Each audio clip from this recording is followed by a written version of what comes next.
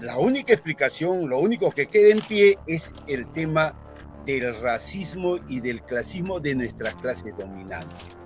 Y eso viene también desde los años del colonialismo español, ¿no? No hay que olvidar que a Gonzalo Pizarro, el encomendero español de clase baja, evidentemente, cuando encabezó la rebelión de los encomenderos, se tuvo que traer a un español directo desde España para que liquide atrozmente esta rebelión de los encomenderos, que fue, al igual que las rebeliones indígenas, ¿no?, una de tal fortaleza que hizo remecer al imperio español, ¿no? De repente ahí también fue una de las oportunidades frustradas de emanciparnos de España directamente y quedarnos, pues, no con una casta como la que iban a encabezar los encomenderos criollos.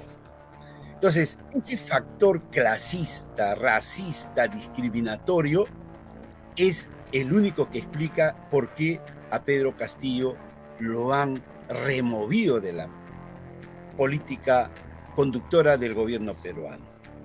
La clase dominante, los opresores, la gran burguesía, los neoterratenientes, el imperialismo, que son los tres grupos clasistas de alto poder económico que dirigen la sociedad peruana, la política peruana, la economía peruana, ¿no? Utilizan, pues, determinados instrumentos. Y uno de ellos es lo que Marx señala, es el aspecto de la superestructura, el lado jurídico del asunto. ¿Y qué es lo que se ha hecho en el país? Cuando el 5 de abril del 92 hubo un golpe de Estado que dirigieron Vladimiro Montesinos y Alberto Fujimori, lo primero que hicieron fue una nueva constitución que reemplazó, sin respetar los cánones democráticos del artículo 307 de la Constitución del 79, vale decir que tenemos una carta del año 93 totalmente inconstitucional, paradójicamente, porque se violó la forma como debía de reformarse o reestructurarse la Constitución del 79. Pero ahí se estableció que cuando se presente enfrentamiento de poderes, mucho ojo, o sea, en este caso del Poder Ejecutivo y del Poder Legislativo, cuando se produzca, esa carta del 93 inclina la balanza para la solución a favor del Poder Ejecutivo y le dice textualmente, artículo 134, que se disuelva el Parlamento Nacional. Y para eso creó la famosa institución de la cuestión de confianza.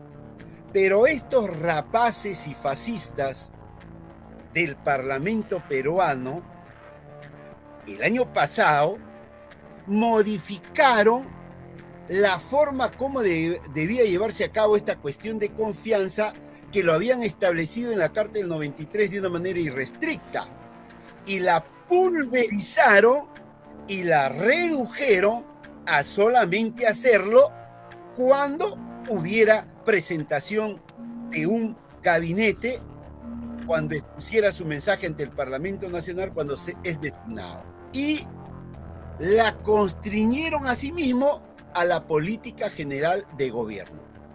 Pero en la Carta del 93 había un tercer elemento.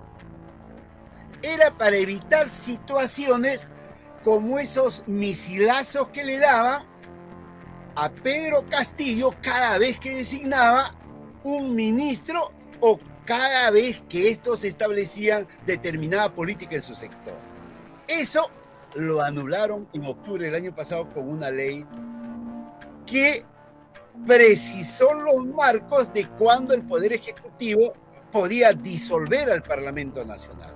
Eso fue un golpe de Estado, que jurídicamente fue avalado por el Tribunal Constitucional, por la Defensoría del Pueblo y por el denominado Consejo de Estado.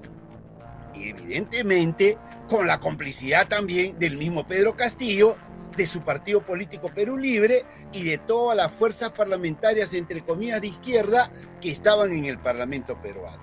Ninguna hizo cuestión de Estado sobre este tema ante los órganos supranacionales que vigilan la institucionalidad democrática, y pese a que ya existía, ¿no?